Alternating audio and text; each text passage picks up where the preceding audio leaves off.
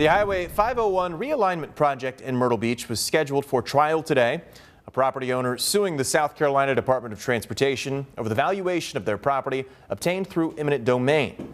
They say SCDOT wasn't paying what the property's worth. ABC 15's Caitlin Richards joins us in studio now after digging into this case today. Caitlin. Connor, Heart LLC owns one parcel of property impacted by the Highway 501 realignment project, which is part of Ride 3. Both sides expecting to go to court this morning, but the case was ultimately settled just last night before being heard by a jury. Ride 3 is a road improvement and development effort approved by Horry County voters in 2016.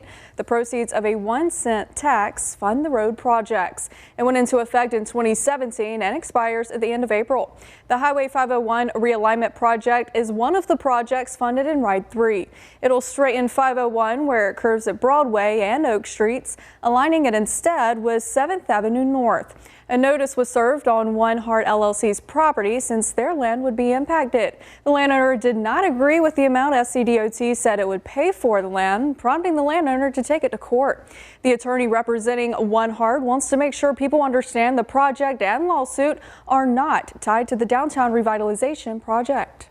This condemnation case, this taking of private property has nothing to do with the downtown revitalization, except that DOT is straightening 501 as you come into Myrtle Beach.